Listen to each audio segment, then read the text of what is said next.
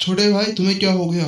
ये देख कर कि अभी उसका साथी मारा जा चुका है। उस बड़े लड़ाकू जो जिसका नाम मनीष शाह है, वो उसको भी गुस्सा आने लगा और वह जोर से चिल्लाया, तुम चिंता मत करो, मैं तुम्हारे मौत का बदला लूंगा।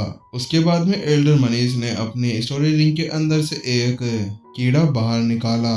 वह कीड़ा बिल्कुल काले रंग का था, बिल्कुल एक भंवरे की तरह। बस उसके चेहरे के ऊपर एक सुनहरे रंग का निशान बना हुआ था। वह सुनहरे रंग का निशान दिखने के अंदर एक लीफ की तरह था और वह अब उसके हाथों में से ऊपर उड़ा। जैसे वह उसके ऊपर उड़ा, उसके पंखों के अंदर से बहुत ही तेज आवाज निकल रही थी। उसको कोई भी इतनी आसानी से नहीं देख सकता था।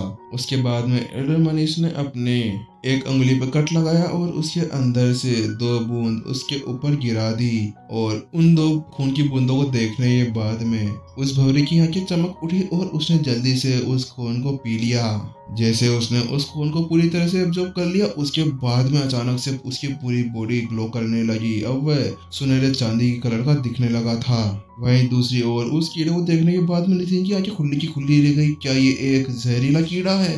नितिन को उस कीड़े के बारे में इसलिए पता था, जब वह रेड लोटस माउंटेन के ऊपर जहर होल के अंदर गया था तो वहां पर उसने उससे रिलेटेड बहुत सारी किताबें पढ़ी थी। उसने ये पढ़ा था कि जहर मास्टर्स अपने खून का उपयोग करते हुए जहरीले कीड़े को ट्रेन करते हैं और उसको पालन पोषण भी अपने खून के साथ में ही करते हैं। और उस जहरीले कीड़े को देखने के बाद नितिन के मन में एक ही ख्याल आया, क्या ऐसा हो सकता है कि मेरे सामने ये जो 2 लड़ाकू भी आए थे, ये दोनों जहर मास्टर्स थे? और ऐसा सोचते ही नितिन का पूरा बदन कंपने लगा और उसकी आंखों के अंदर एक चमक देखी जा सकती थी, क्योंकि वह बहुत ही ज्यादा उत्सुक हो चुका था। क्योंकि आखिरकार वह जिस काम के लिए यहाँ पर आया था, जहर मास्टर्स को ढूंढने के लिए, अब वह काम हो चुका था। क्योंकि वह किसी भी जहर मास्टर के साथ में पॉइजन होल का पता लगा सकता था। हालांकि वह मास्टर टीचर पवेलियन से बचने के लिए वह अपने आप को पूरी तरह से छिपा लेते हैं और वह किसी इम्पोर्टेंट काम के लिए ही कभी कभी बाहर निकलते हैं। और इसके साथ में उनके बारे में पता लगाना कि वह कहाँ पर रहते हैं, ये किसी के लिए भी बहुत ज्यादा मुश्किल था। यही तो कारण था जिस कारण से नितिन उस स्पिरिचुअल फ्लावर को लेने के लिए उस घुसड़ बुड्ढे के पास में गया था। क्योंकि उस फ्लावर के साथ में वह सोच रहा था कि किसी जहर मास्टर को अपनी ओर अट्रैक्ट करेगा। लेकिन ये देखते हुए कि वहाँ की जगह अभी उसके सामने 2 जहर मास्टर्स खड़े थे, उसके बाद में नितिन के मन में अचानक से एक ख्याल आया, इसका मतलब जो यहाँ का सिटी लॉर्ड है वह अलौकिक राक्षसों के साथ में मिला हुआ है। कितना ज्यादा दुस्साहसी सिटी लॉर्ड है यहाँ का, इसकी इतनी हिम्मत कि ये अलौकिक राक्षसों के साथ में मिलकर मानव जाति को धोखा देने की कोशिश कर रहा है। नितिन के चेहरे के ऊपर गुस्सा देखा जा सकता था। अच्छा, तभी वह वहां पर उस स्पिरिचुअल फ्लावर को लेने के लिए आया था ताकि वह भी जहर होल का पता लगा सके। उस हैरान चेहरे के साथ में जल्दी से नितिन ने एल्डर मनीष की तरफ देखा और उसने कहा, गलतियां। उसके साथ में अब उसकी स्वर्ग की लाइब्रेरी के अंदर उसके लिए भी एक बुक आ गई थी। नितिन ने उस बुक को खोला तो उसने पाया कि वह होंग्यान साम्राज्य का जहर होल का 6 स्टार जहर मास्टर है और वह वहाँ का ग्रैंड एल्डर भी है। जैसा कि नितिन ने अनुमान लगाया था, वास्तव में वह एक जहर मास्टर ही था। नितिन जब इसके बारे में सोच रहा था तो अब उस जहरीले कीड़े ने पूरी तरह से उस खून को एब्जॉर्ब करने के बाद में अपने अंदर वह जहर बनाना शुरू कर दिया था। लेकिन जब मनीष के उस मूव को वायलेट लिफ किंग ने देखा तो वह हंस पड़ा और उसने कहा, हाँ, तुम्हें क्या लगता है कि तुम्हारे इस विषैले कीड़े के साथ में मेरा मुकाबला कर सकते हो? क्या तुम अभी भी मेरे को कम नहीं आंक रहे? ऐसा बोलते ही जल्दी से उसने अपना हाथ ऊपर उठाया और आसपास में बहुत ही तेज आग जलने लगी और वायलेट लिफ किंग के चारों तरफ आग की लपटें फैल गई। जैसे उसने अपनी उंगली से आग की तरफ इशारा किया तो आग की लपटें अब उस भंवरे की तरफ बढ़ने लगी। लेकिन वह भंवरा इतना ज्यादा तेज था कि उसने आसानी से वायलेट लिफ किंग के उस अटैक को डॉज कर दिया और फिर वह जल्दी से वह भंवरा अब ऊपर की तरफ जाने लगा और अपने अंदर से चमकीले सिल्वर क्रिस्टल्स को नीचे गिराने लगा। उसके अंदर जहर भरा हुआ था। वह कण बहुत छोटे थे जो हवा के अंदर तैरने लगे थे। उन कणों को अपनी ओर आते देख वायलेट लिफ किंग ने अपनी हथेली हिलाई, जिसके कारण वहां पे तेज हवा चलने लगी जिसके साथ में वह चांदी की चादर अब उसके आसपास से हट गई। उसके बाद में उसने अपनी उंगली का यूज किया और उसके साथ में एक तलवार का उपयोग करते हुए तलवार क्यों बना ली, और उसी के साथ में अब बहुत सारी तलवारें उस भंवरे की तरफ बढ़ने लगी थी। अब वह भंवरा उन सभी तलवार को डॉज करते हुए उसकी तरफ बढ़ने लगा था, उसके ऊपर अटैक करने के लिए, और फिर से वह अपने पाउडर के साथ में उसके ऊपर अटैक करता है। वहीं दूसरी ओर नितिन ये देख रहा था कि वह किस तरह से लड़ाई कर रहे हैं। नितिन तो इस तरह से चकित था जैसे कि उसने कोई भूत देख लिया हो। वह सोच रहा था आखिरकार ये कीड़ा कितना ज्यादा शक्तिशाली है, लेकिन नितिन समझ गया था कि वह चाहे से भी कितना ज्यादा शक्तिशाली क्यों ना हो, लेकिन वह फिर भी वायलेट लीफ किंग को नहीं हरा सकता था।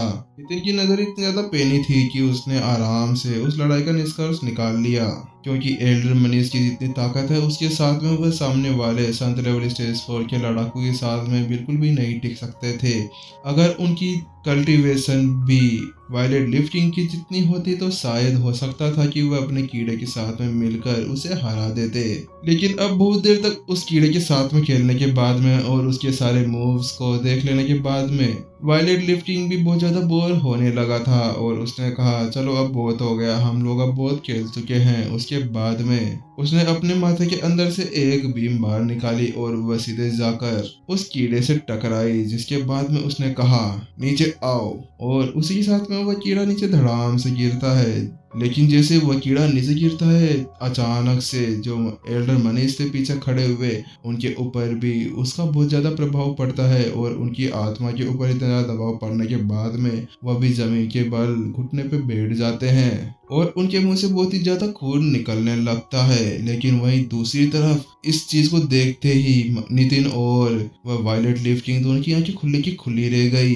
क्या ये आत्म कीड़ा है? आत्म कीड़ा एक ऐसा कीड़ा होता है जो किसी भी लड़ाकू के साथ में जुड़ा हुआ होता है। उसके अंदर उसका आत्मा का एक अंश होता है, लेकिन उसकी एक खामी भी होती है। अगर उस कीड़े को कोई नुकसान पहुंचता है तो उसके साथ में जो उसका मालिक होता है उसकी आत्मा के ऊपर ही बहुत खतरनाक वार होता है। कभी कभी तो ऐसा होता है कि वह बहुत ज्यादा बुरी तरह से घायल हो जाता है, लेकिन कभी कभी वह मर भी सकता था। वायलेट लीफ किंग ने उससे कहा बहुत अच्छी कोशिश थी। उसके बाद में जल्दी से उस उड़ते हुए कीड़े को अपने हाथ से पकड़ लिया, क्योंकि अभी उस कीड़े के ऊपर उसका अटैक का प्रभाव देखा जा सकता था, इसीलिए वह कीड़ा उससे बचकर कहीं पे भी नहीं भाग पाया और एक ही बार में उसने उसको पकड़ लिया। वायलेट लीफ किंग ने कहा बहुत ही अच्छी कोशिश थी, तुम्हारे पास में ये आत्म कीड़ा भी है, लेकिन अगर तुम संत लेवल स्टेज 1 की जगह संत लेवल स्टेज 4 पर होते तो मैं मान सकता था कि शायद तुम मुझे हरा देते, लेकिन तुम संत लेवल स्टेज 1 के साथ में मुझे कैसे हरा पाओगे?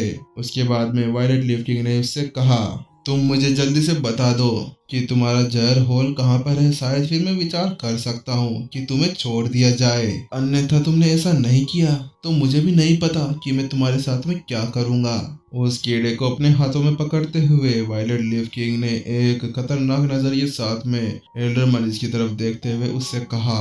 वहीं दूसरी तरफ उन दोनों की इस तरह की लड़ाई को देखते हुए नितिन की आंखों में चमक आ गई। यही एक अच्छा मौका है मेरे लिए, क्योंकि अब जल्द ही वायलेट लीफ किंग कोई ना कोई कदम उठाने वाला है। नितिन सोच रहा था अगर मैंने उसे बचा लिया तो मेरा बहुत ज्यादा फायदा हो जाएगा, क्योंकि इसके साथ में वह उसको विश्वास दिला दूंगा कि मैं उसी का कोई साथी हूँ, और उसके साथ में शायद ये भी हो सकता है कि वह मुझे अपने साथ में जहर होल के अंदर ले चले।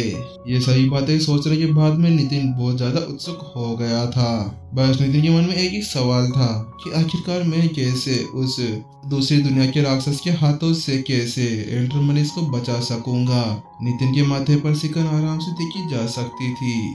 नितिन ये सोच रहा था कि आखिरकार वह अब यहाँ से इसको कैसे बचाकर निकालेगा, क्योंकि अभी तो उसका लेवल केवल नवजात संत लेवल के ऊपर था। हाँ, माना कि अगर वह अपने इस लेवल के साथ में किसी भी संत लेवल स्टेज 2 के लड़ाकू के साथ लड़े तो वह उसे आराम से हरा सकता था, लेकिन वह अभी इस लेवल के साथ में सामने वाले का कुछ भी नहीं कर सकता था, क्योंकि आखिरकार अभी उसके सामने अभी संत लेवल स्टेज 4 का एक राक्षस था, और अभी केवल उसके पास में एक अच्छा सा हथियार केवल उसकी साफ एनर्जी की थी, जिसके साथ में वह उसके ऊपर काबू पा सकता था।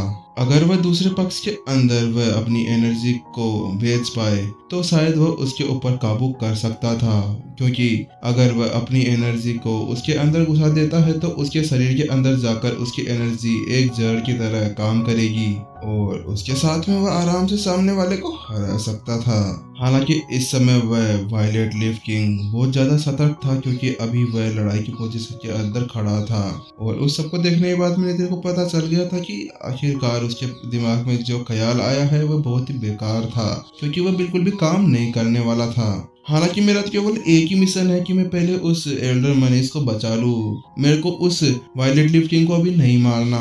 नितिन ने मन ही मन में सोचा मेरे लिए तो आसान होगा उसको वहां से निकालना, लेकिन पहले अगर एक बार मैं ग्रेट वायलेट लीफ किंग की एक बार विश्वास जीत लेता हूँ तो मैं उसको आराम से वहां से निकाल पाऊंगा। लेकिन दूसरा स्टेप जब मैं मनीष शाह को वहां से निकालने की कोशिश करूंगा तब मेरे लिए थोड़ी मुश्किल हो सकती है, क्योंकि शायद वो मेरे ऊपर विश्वास नहीं करेगा। जैसे कि जब मैं अंडरग्राउंड गैलरी के अंदर था तब भी वैसा ही कुछ हुआ था, क्योंकि उसी के मास्टर टीचर अकेडमी के टीचर ने उसके ऊपर विश्वास नहीं किया था, क्योंकि वह कुछ समय पहले अलौकिक राक्षस का भेष बदलकर वहां पर गया हुआ था। नितिन सोच रहा था कि आखिरकार कैसे मैं उसे वहां से बाहर निकालूं, लेकिन अचानक से उसके दिमाग में एक आइडिया आता है। वह सोचता है शायद ये यहाँ पर अभी पैरे पर आया होगा और इसे शायद ही वाटर लीफ किंग के बारे में पता होगा, तो मैं उसी का फायदा उठाते हुए शायद इसका भरोसा जीत पाऊं। क्योंकि अभी इसने जल्दी जल्दी में वापस से उस सिटी लॉर्ड को वापस से बुला लिया था, शायद उसको पता चल गया होगा कि यहाँ पर कुछ ना कुछ प्रॉब्लम है। और क्योंकि वाटरलीफ किंग भी उसका ही एक सदस्य था तो शायद वह उसके ऊपर विश्वास कर ले, क्योंकि नितिन समझ गया था इन दोनों को यहाँ पर ऊपर देख कर कि इन दोनों का कोई बहुत ही खतरनाक उद्देश्य है जिस वजह से ये यहाँ पर आए थे। नितिन इस सब के बारे में इसलिए सोच रहा था क्योंकि सिटी लॉर्ड भी वहां पर उस स्पेशल फ्लावर को लेने के लिए गया था और साथ में वाटर लीफ किंग भी, और उसी से वो पता लगा सकता था कि इन दोनों का कहीं पर अटैचमेंट तो था ही, जब तो दोनों एक ही समय के अंदर वहां पर गए थे। नितिन ने फिर से अपनी निगाहें उस तरफ करी जिस तरफ अभी मनीषा और वायलेट लीफ किंग दोनों की लड़ाई हो रही थी। नितिन ने देखा कि अभी बहुत ज्यादा समय हो गया है, अगर उसने भी कुछ नहीं किया तो शायद एल्डर मनीष यहीं पर ही मरे जाएंगे, और यही सोचते हुए जल्दी से वह नीचे उतर आया।